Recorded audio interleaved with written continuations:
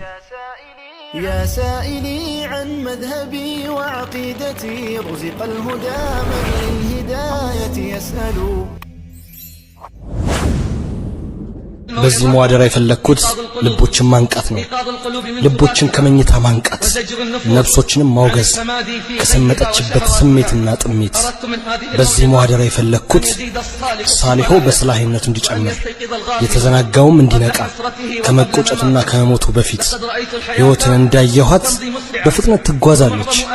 አብዛኛው ነዋሪዋ በዝንጋቴ ውስጥ ነው። ሰዎች ይመጣሉ፣ ሌሎች ደግሞ ይጓዛሉ። ማህፀኖች ይገፋሉ፣ መሬት ደግሞ ትውጣለች።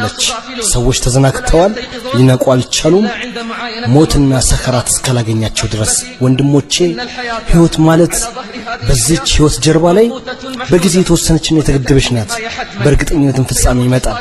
ደጎችም መጥፎች ይሞታሉ፣ ተቅዮችም ወንጀለኞች ይሞታሉ፣ ጀግና ሙጃሂዶች ይሞታሉ፣ ተቀማጭ ፈሪዎች ይሞታሉ፣ የምጡቅ ባለቤት ራእዮች ይሞታሉ፣ ውዳቂዎች ይሞታሉ። እነዚያ ለሆድና ለብልት እንጂ የማይኖሩ አላህ ጀለ ፊዑላ ይላል፣ በሷ ላይ ሁሉም ጠፊ ነው ይላል። ሁሉም ነፍስ ሞትን ቀማሽ ናት። ትሞታለህ፣ አዎ ትሞታለህ። እሱ እውነታ ነው፣ ያ ሁሌ የምንሸሸው እሱ እውነታ ነው። እሱ ዘንድ የሚወድቀው የአምባገነኖች አሸናፊነት፣ የካህዲያን ግትርነት፣ ራሳቸውን አምላክ ያደረጉ አመፀኞች ትዕቢት ያ እውነታ ነው።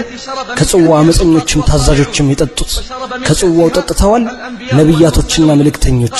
አላህም አለ ካንተ በፊት ለማንም ዘላለም መኖርን አላደረግንም። ታዲያ ብትሞት እነሱ ዘውታሪ ናቸው።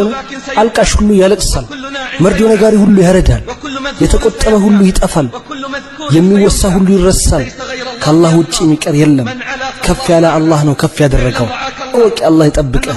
የኖረ ይሞታል፣ የሞተም ያልፋል፣ መጪው ሁሉ ይመጣል። አላህን መገናኘት ተስፋ የሚያደርግ የአላህ ቀጠሮ መጪ ነውና ይዘጋጅ። ህይወትህ የሚጀምረው ከሞትህ በኋላ ነው።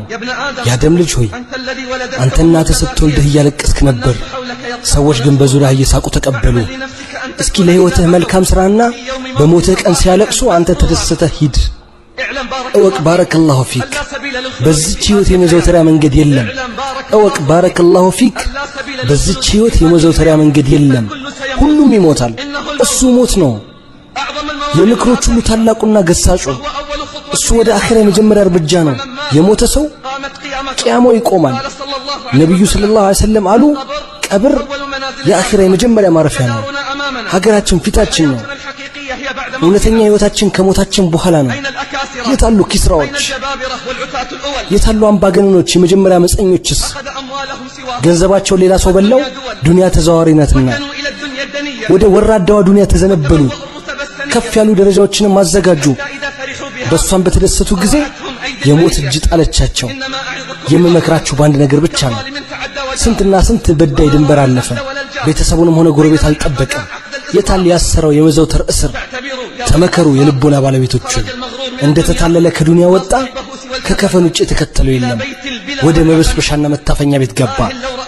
ብታየው መከራ ሰፍሮበት ያ የሚያምር ፊቱ ተቀይሮ።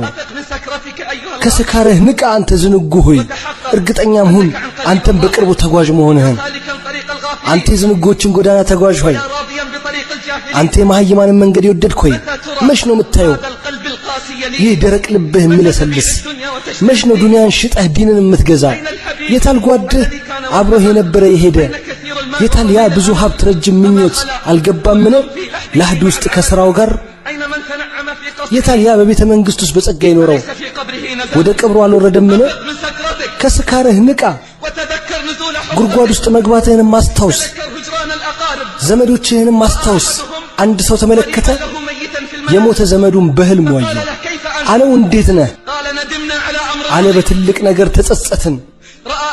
አንድ ሰው አየ የሞተ ዘመዱን በህልሙ። እንዴት ነህ አለው። በትልቅ ነገር ተጸጸትን አለ። እናውቅ ነበር ግን አልሰራንበትም። እናንተም ታውቃላችሁ ግን አትሰሩበትም። ወላሂ አንድ ሱብሃንአላህ ወይም ሁለት፣ አንድ ረክዓ ወይም ሁለት ረክዓ ባንዳችን መዝገብ ላይ ዛሬ ቢጻፍ ከዱንያ ውስጥ ካለው ሁሉ ይበልጥብናል። የምክሮች ፋና የታለ? የታለ የግሳጼው አሻራ?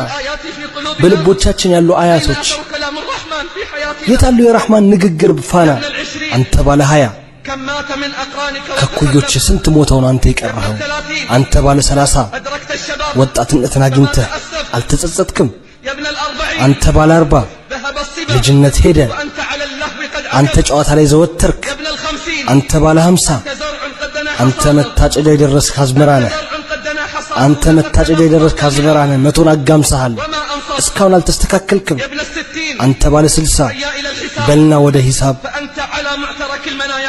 አንተ የሞት ፍትጊያ ላይ ደርሰሃልና አንተ ባለ 70 ምን አስቀድመሃል ምንስ አዘግይተሃል አንተ ባለ 80 ምክንያት የለህም እስኪ በቃ ማይንተሃል ወላሂ በአላህ እምላለሁ ዛሬ ቃሬዛ የተሸከመ ቀን ይመጣል እሱንም በትከሻው አድርገው ሲሸከሙት ዛሬ ወደ መቃብር ለዚያራ የገባ አንድ ቀን ይመጣል እሱም እንዳይወጣ ሆኖ ዛሬ ወደ ቤቱ የተመለሰ ቀን ይመጣል እሱም የማይመለስበት ዛሬ ወደ ቤቱ የተመለሰ